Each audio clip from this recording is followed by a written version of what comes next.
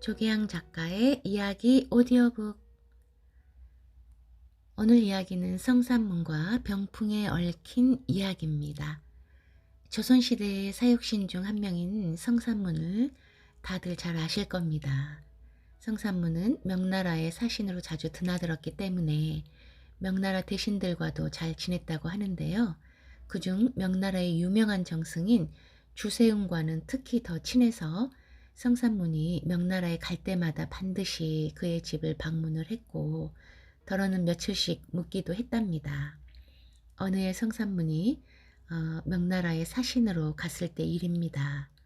늘 그렇듯 주세웅의 집을 찾아갔더니 그의 아들 주번이 반갑게 맞이해 주었습니다.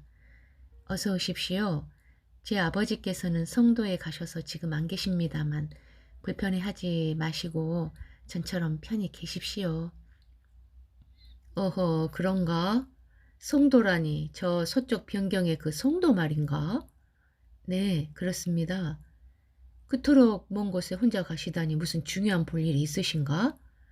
그러자 주번은 아버지 주세웅이 훌륭한 병풍 한 틀을 새로 꾸몄는데 여기에 세상에서 제일 가는 그림을 그려서 자기 집 가보로 삼을 요량으로 화가를 찾았지만 몇 해를 두고도 마음에 드는 일을 찾을 수가 없었는데 명나라에서 으뜸가는 화가가 성도에 있다는 소식을 듣고 직접 그를 부르러 갔다고 얘기해 주었습니다. 아무리 천하에 이름난 화가라도 한 나라에 재상되는 분이 불언천리 몸소 그 먼 곳까지 가시다니 참 알 수 없는 노릇이군. 성산문은 친구를 못 만난 섭섭함에 혼잣말을 했습니다. 그랬더니 주번이 미안쩍어 하면서 말했습니다.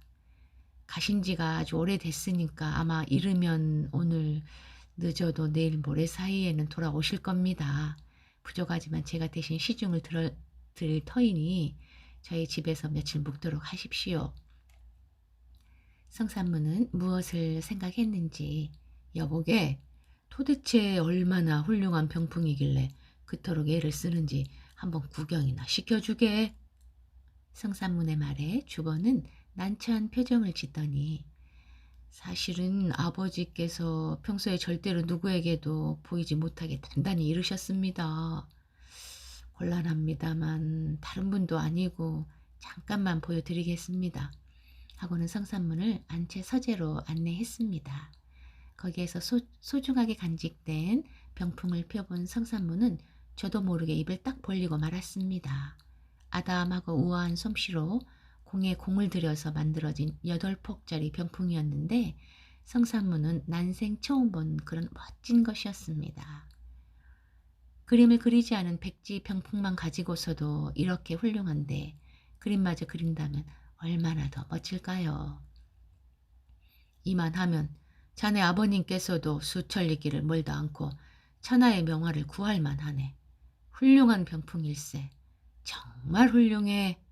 성상문은 연신 감탄하면서 이모저모 눈을 어루만지듯 보고 또 보았습니다.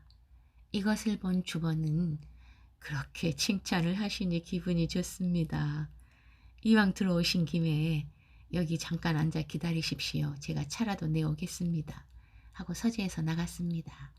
그런데 주번이 나가자 성산문은 갑자기 바로 책상에 놓인 벼루에다가 먹을 듬뿍 갈더니 제일 큰 붓 한 자루를 골라잡고 먹을 흠뻑 묻혀 병풍에다가 이리저리 먹물을 멋대로 뿌렸습니다.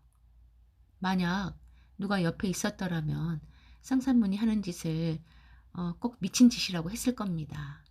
주세웅이 그리 보배채로 맡기는 병풍에다가 먹물을 뿌려버렸으니 말입니다.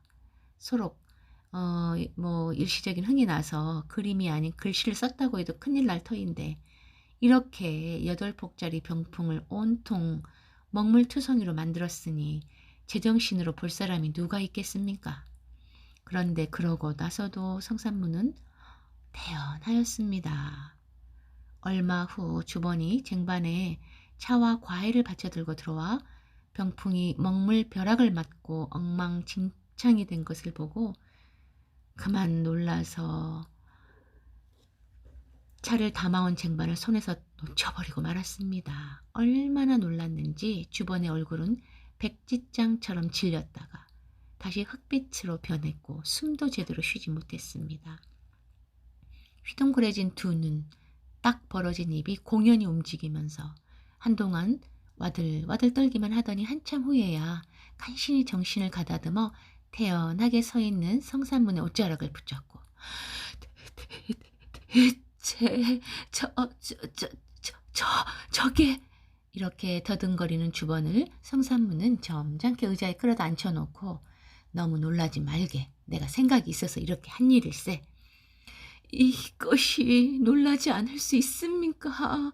다른 분이 아니시기에 아버지의 영을 어기고 보여드렸는데 이렇게 망쳐놓으시다니 이 일을 어찌합니까? 오늘 내일 사이에 돌아오시면 저는 어떻게 됩니까? 정말 큰일입니다. 글쎄 걱정 말라니까. 내가 한 일은 내가 수습할 터이니. 이렇게 말을 주고받고 있을 때 마침 주인인 주세웅이 집으로 돌아왔습니다. 몇 천리길을 멀다 않고 성도까지 가서 유명한 화사를 청하여 데리고 온 주세웅의 놀라움은 그야말로 비유를 할 말이 없었습니다. 청천벽력을 맞은 사람처럼 방바닥에 주저앉은 채 한동안 자기 눈을 의심하며 눈만 크게 떴다 감았다만 했습니다. 너 대체 이게 웬일이냐? 아들 주번한테 외치는 말도 호통이라기보다 신음소리 같았습니다. 주번은 까닭을 설명할 경황도 없이 엎드려서 오돌오돌 떨기만 했습니다. 그때까지 성산문은 시침을 떼듯 있다가 천천히 말했습니다. 사실은 내가 저 병풍을 버려놓은 것이지 결코 자제가 한 짓은 아닙니다. 주세웅은 뜻밖의 말에 또 한 번 깜짝 놀랐다가 숫제 기가 막혀 버렸습니다. 뭐? 그대가 한 짓이라고? 아니 그게 참말이요? 아이 내가 왜 거짓말을 하겠습니까? 틀림없는 사실입니다. 그러면 이 병풍이 어떤 병풍인 줄 알고서 일부러 저렇게 했단 말이요? 주세웅은 아무리 가족처럼 지내는 친한벗이라곤 해도 또 아무리 다른 나라에서 온 사신이라고 해도 화가 치밀지 않을 수 없었습니다. 그런데 성산문은 남의 속도 모르는지 여전히 싱글벙글 웃으면서 나라고 이만한 병풍이 훌륭하고 값진 것이라는 걸 왜 모르겠습니까? 그러나 듣자 하니 여기다가 글씨를 받지 않고 그림을 그린다 하기에 나도 모르게 좀 역증이 나서 그만. 주세웅은 성산문의 말을 끝까지 듣지 않고 펄펄 뛰었습니다. 글씨를 받든 그림을 받든 무슨 상관이요? 아니 그것보다도 이렇게 온통 먹물을 끼얹어 놓았으니 그 글씨는 어디다 쓰란 말이요? 그제야 성산문은 진지하게 말했습니다. 자 이제 그만 진정하십시오. 이왕 이렇게 된 바에는 글씨라도 누구한테 써달랄 수밖에 없지 않겠습니까? 우리 조용히 한번 생각해 봅시다. 그런 터무니없는 말은 작작하시오. 바닥을 말끔 뜯어내서 다시 만들지 않는 한 그림이고 글씨고 어떻게 쓸 수 있단 말이요. 성산문은 여기서 주세웅과 더 이상 이야기할 마음을 버리고 그 대신 성도에서 따라온 그 그림 그리는 화사에게 말했습니다. 당신 보기에는 어떻소?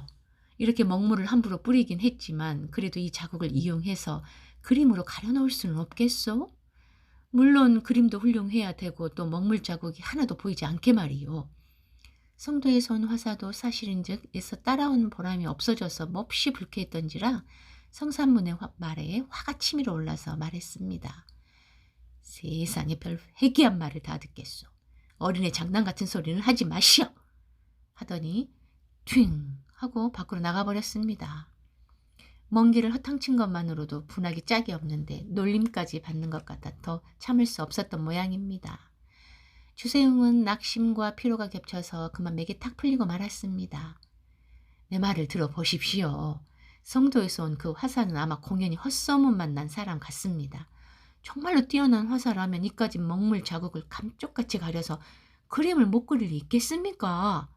성산문이 이렇게 말하자 주세웅은 약이 바짝 올라 그래 당신이라면 저런 데다가 그림을 그리겠단 말이요? 허허, 나야 어디 그림을 그리는 사람입니까? 하지만 글씨를 써달라면 그것은 자신 있습니다. 아니, 정말로 먹물자국 하나 보이지 않게 쓰겠단 말이요? 이때 주세웅은 그래도 어지간히 냉정을 회복한지라 말소리도 좀 수그러졌고, 또 이왕 버린 물건이면 한번 어떻게 하나 지켜보자는 생각도 났습니다.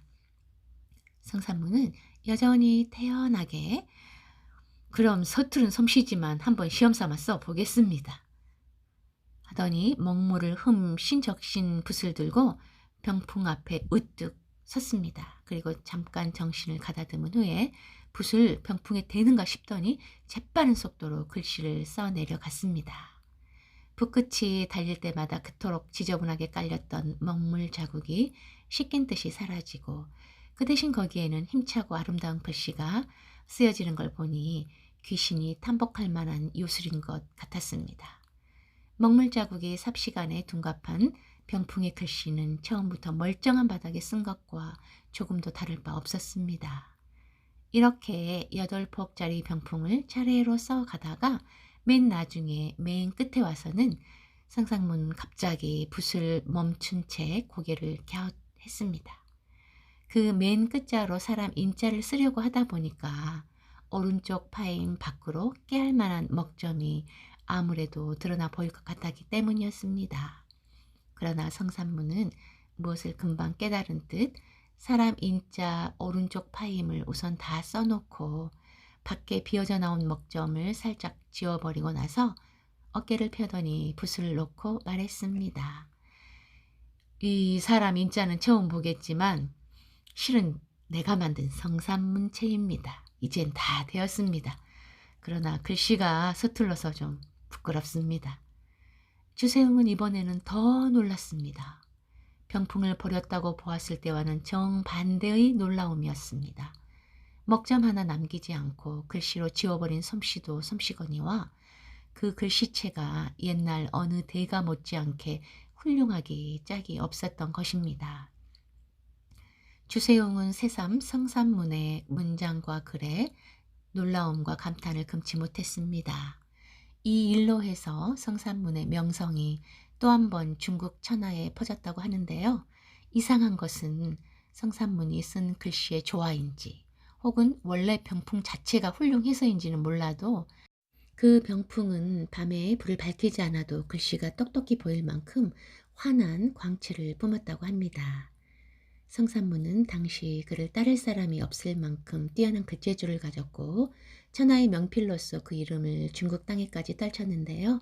나라 안에서는 문종 임금 동궁 시절의 스승이기도 했고 또 많은 왕족의 스승이 되기도 했다고 합니다.